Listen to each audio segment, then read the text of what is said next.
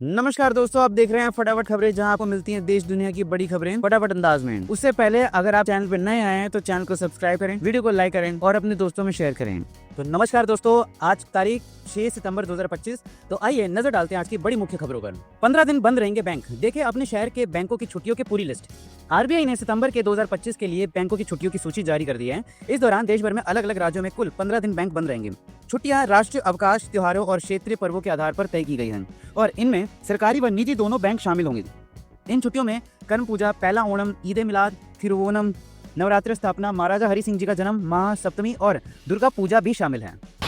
अब auto industry भी बैठी है टकटकी लगाए। जीएसटी के बाद सेस में भी राहत देगी सरकार। भारत सरकार ने लंबे इंतजार के बाद आखिरकार जीएसटी सुधारों का ऐलान कर दिया है। नई जीएसटी दरें के तहत इलेक्ट्रिक व्हीकल्स पर 5% टैक्स की दर पहले जैसी ही बनी रहेगी। वहीं 4 मीटर तक लंबाई वाली छोटी कारों और 1200 सीसी तक के पेट्रोल डीजल इंजन वाली कारों पर अब केवल 18% टैक्स ही लगेगा।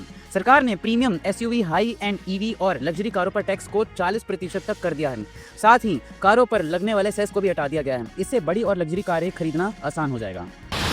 यूपी परिवहन विभाग ने शुरू किया नया हेल्पलाइन नंबर 149। डायल करते ही मिलेगी सभी सुविधाएं, एक ही कॉल में तत्काल सहायता। उत्तर प्रदेश परिवहन विभाग ने सार्वजनिक परिवहन सेवाओं को और अधिक सुलभ बनाने के लिए केंद्र दूरसंचार मंत्रालय की ओर से अनुमोदित एक नया हेल्पलाइन नंबर 149 शुरू किया है। टोल फ्री नंबर 1800-1851 पर लोगों को किसी भी समस्या, विश्वसनीय और पारदर्शी सहायता मिल सकेगी। रामलला के दर्शन के लिए अयोध्या पहुंचे भूटान के पीएम। मंदिर में पत्नी के साथ की पूजा अर्चना। भूटान के प्रधानमंत्री दाशो शेरिंग तोब्गे शुक्रवार की सुबह 4 घंटे की यात्रा के लिए अयोध्या पहुंचे और इस दौरान उनका राम मंदिर और अन्य देवी देवताओं का दर्शन करने का कार्यक्रम है। अधिकारियों ने बताया कि तोब्गे भारतीय वायुसेना के एक विशेष विमान से सुबह 9:30 बजे अयोध्या हवाई अड्डे पहुंचे, जहां उनका जिला प्रशासन द्वारा गर्मजोशी से स्वागत किया गया। अगले 5 दिन तक भारी बारिश की संभावना। यमुना का जलस्तर घटा पर अभी खतरा टला नहीं। आईएमडी ने इन राज्यों में जारी किया हाई अलर्ट। दिल्ली में यमुना नदी का जलस्तर धीरे धीरे कम हो रहा है, जिससे लोगों को थोड़ी राहत मिली। हालांकि खतरा अभी टला नहीं है। मौसम विभाग ने अगले 4-5 दिनों तक दिल्ली एनसीआर में भारी बारिश की संभावना जताई है, जिससे एक बार फिर यमुना का जलस्तर बढ़ सकता है और बाढ़ की स्थिति और बिगड़ सकती है। यमुना अभी भी अपने जलस्तर से 205.33 मीटर के करीब 2 मीटर अभी ऊपर बह रही है। इसी वजह से नदी के किनारे बसी कॉलोनियों और निचले इलाकों में भी अभी पानी भरा हुआ है। दिल्ली एयरपोर्ट पर सीआईएसएफ जवान ने दिखाई बहादुरी। अचानक यात्री की बिगड़ी तबीयत, हुआ बेहोश, सीपीआर देकर बचाई शख्स की जान। दिल्ली के इंदिरा गांधी अंतर्राष्ट्रीय हवाई अड्डे टर्मिनल 1 पर एक यात्री की जान उस समय बच गई जब सुरक्षा जांच के दौरान अचानक उनकी तबीयत खराब हो गई और वे बेहोश होकर गिर पड़े। मौके पर मौजूद केंद्रीय औद्योगिक सुरक्षा बल के एक जाबाज जवान ने बिना समय गवाए उन्हें सीपीआर दिया और उनकी जान बचा ली। 5 से 11 सितंबर के बीच दिल्ली में समेत इन राज्यों में होगी भारी बारिश। आईएमडी ने जारी किया अलर्ट। देश भर में इस बार मानसून सीजन में अच्छी बारिश देखने को मिली है। कई जगह पर बारिश की वजह से भारी बारिश के चलते काफी तबाही भी हुई है।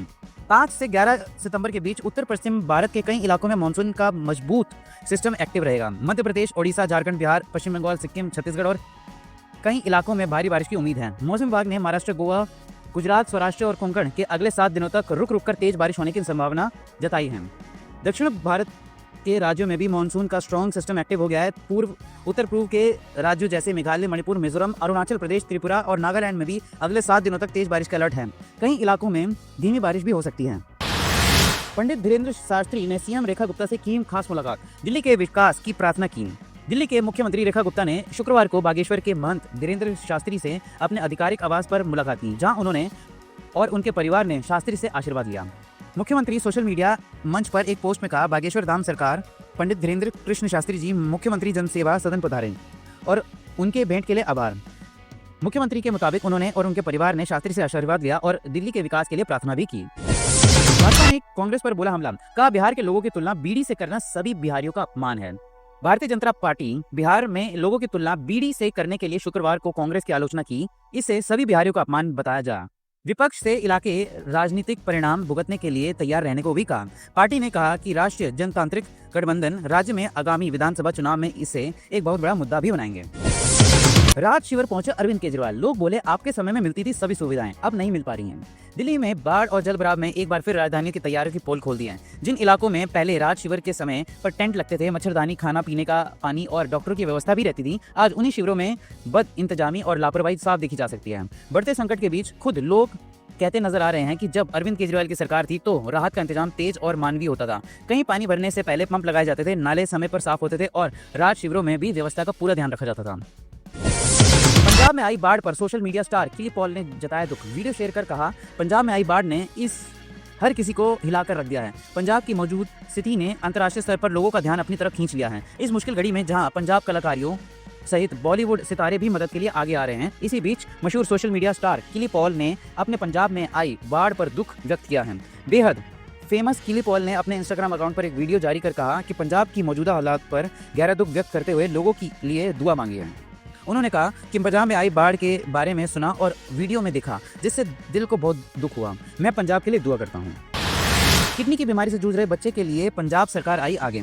अमृतसर के गांव तलवंडी का एक 8 साल का बच्चा अभिजोत सिंह किडनी से गंभीर बीमारी से जूझ रहा है। पंजाब के मुख्यमंत्री भगवंत मान ने यह जानकारी दी। उन्होंने कहा कि बच्चे के परिवार का एक वीडियो आज सामने आया। सरकार बच्चे के इलाज के लिए परिवार की हर संभव मदद करेगी। वह राज्य में किसी भी व्यक्ति को इलाज और दवा से वंचित नहीं रहने देगी। अमृतसर में बाढ़ ने मचाई तबाही। 175 सरकारी स्कूल को हुआ बड़ा नुकसान। बाढ़ और भारी बारिश के कारण अमृतसर जिले के 175 सरकारी स्कूल को 54 करोड़ 17 लाख रुपए का नुकसान हुआ। ज्यादातर स्कूलों की दीवार ढह गई, जबकि कई इमारतें लंबे समय तक पानी में जमा रहने के कारण असुरक्षित हो रही हैं। स्कूलों के रखरखाव के लिए विभाग द्वारा लगाए गए करोड़ों रुपए बाढ़ के पानी में बह गए हैं। विभाग ने सरकारी स्कूल को हुए नुकसान के संबंध में उच्च अधिकारियों को भी रिपोर्ट भेज दी है। बाढ़ पीड़ितों के लिए अक्षय कुमार ने दिए करोड़ों रुपए। पंजाब में भारी बारिश के बाद बाढ़ का कहर देखने को मिल रहा है। बाढ़ की चपेट में पंजाब के कई गांव आ गए हैं। पंजाब में बाढ़ के कारण लोगों को राहत और बचाव कार्य की सख्त जरूरत है। इस दौरान प्रशासन जरूर मदद पहुंचाने के लिए कोशिश कर रहे हैं। मुश्किल की इस घड़ी में पंजाब गायक, बॉलीवुड हस्तियां, खिलाड़ी और जानी मानी हस्तियां भी लोगों की हर संभव मदद कर रहे हैं। मुख्यमंत्री भगवंत मान की बिगड़ी तबियत, कैबिनेट बैठक हुई स्थगित। कल होने वाले पंजाब बैठक में स्थगित कर दी गई थी। मुख्यमंत्री भगवंत मान की खराब सेहत को देखते हुए यह बैठक नहीं होगी। बैठक की नई तारीख जल्द ही घोषित की जाएगी। मुख्यमंत्री मान ने पंजाब में बाढ़ की स्थिति को देखते हुए यह बैठक बुलाई थी, लेकिन अब उनकी सेहत में सुधार न होने के कारण यह बैठक नहीं होगी। सीएम योगी का शिक्षकों का तोहफा, मिलेगा कैशलेस इलाज, 9 लाख परिवार होंगे लाभान्वित। रसोईया, अनुदेशक और शिक्षा मित्रों को भी फायदा मिलेगा। उत्तर प्रदेश के मुख्यमंत्री योगी आदित्यनाथ ने शिक्षक दिवस पर अवसर पर प्रदेश के लाखों शिक्षकों और उनके परिवारों को बड़ी सौगात दी है। सीएम योगी ने घोषणा की है कि अब राज्य के सभी शिक्षकों को कैशलेस इलाज की सुविधा दी जाएगी। इस फैसले से प्रदेश के लगभग 9 लाख परिवारों को सीधा लाभ मिलेगा। शिक्षकों, शिक्षा मित्रों और रसोइयों को भी लाभ मिलेगा। और उन्होंने कहा, मानदेय बढ़ाने पर भी जल्द फैसला लेंगे। श्री राम मंदिर का निर्माण लगभग पूर्ण, आधुनिक उपकरणों एवं तकनीक से लैस होंगी सुरक्षा। श्री राम जन्मभूमि के संपूर्ण परिसर की सुरक्षा व्यवस्था को और चुस्त दुरुस्त करने को लेकर राम मंदिर स्थायी सुरक्षा समिति की अहम बैठक राम मंदिर परिसर में संपन्न हुई, जिसमें जिलों के पुलिस के सभी आला अधिकारी, खुफिया एजेंसी के प्रमुख के साथ परिसर की सुरक्षा में तैनात अर्धसैनिक बलों के भी अधिकारी मौजूद रहे। अखिलेश यादव की गाड़ियों पर 8 लाख का चालान, बोले चलान करने वाला जरूर बीजेपी का होगा। समाजवादी पार्टी के राष्ट्रीय अध्यक्ष और उत्तर प्रदेश के पूर्व मुख्यमंत्री अखिलेश यादव की सरकारी गाड़ियों पर ओवर स्पीडिंग के चलते करीब 8 लाख रुपए का चालान काटा गया है। इस मामले को लेकर अखिलेश यादव ने राज्य की योगी सरकार पर निशाना साधते हुए कहा, राजनीतिक चाल बताया गया।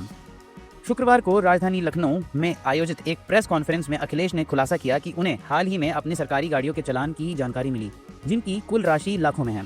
इस पर प्रतिक्रिया देते हुए उन्होंने कहा कि सरकार ने जो गाड़ी दी है वो ऐसी है कि चल ही नहीं सकती, चालान तो कटना ही है। गौतम बुद्ध नगर में यमुना उफान पर है, फसलें हुई बर्बाद। प्रभावित क्षेत्र से 20,000 लोगों को निकाला बाहर। हरियाणा के हथनीकुंड से छोड़ा गया पानी नोएडा और ग्रेटर नोएडा में पहुंचना शुरू हो गया है, जिसके कारण यमुना नदी और पूरे उफान पर है। अधिकारियों के अनुसार जलस्तर बढ़ने से यहां बने फार्म हाउस में पानी भर गया है और वहां से लोगों को निकालकर बाढ़ पीड़ितों के लिए बनाए गए राहत शिविरों में भेजा जा रहा है। वहीं जेवर क्षेत्र के करीब 16 गांव के हजारों बीघा जमीन पर खड़ी फसल पानी में डूब गई है, जिससे किसानों को भारी नुकसान हुआ है। आई खबर से आपका मनोरंजन जरूर हो जाएगा। खबर यह है कि एक युवक ने पहले शराब पी, फिर 15 किलोमीटर पैदल चलकर प्रेमिका के दरवाजे पहुंचा प्रेमी। रात भर चली पंचायत में परिजनों ने शादी करा दी। जिला गाजीपुर में बिरनोश ढाना क्षेत्र में एक अनोखी प्रेम कहानी ग्रामीणों को हैरत में डाल दिया। बुधवार रात एक युवक शराब के नशे में 15 किलोमीटर पैदल चलकर अपनी प्रेमिका के गाँव पहुंचा। आधी रात के समय वह प्रेमिका के घर के दरवाजे पर पहुंचा और दरवाजा पीटने लगा। युवक की यह हरकत गाँव में चर्चा का विषय बन गई। मामला पुलिस तक पहुंचा और रात भर चली पंचायत के बाद कोर्ट मैरिज का फैसला लिया गया। तो आज के लिए इतना ही। मैं उम्मीद करता हूँ आपको ये खबर पसंद आई होगी। तो ऐसी मुख्य खबरों के लिए हमारे चैनल को सब्सक्राइब कीजिए, वीडियो को लाइक कीजिए और अपने दोस्तों में शेयर कीजिएगा। जाते जाते कमेंट में जरूर बताइएगा कि आप कहाँ से हमारा वीडियो देख रहे हैं। तब तक के लिए धन्यवाद।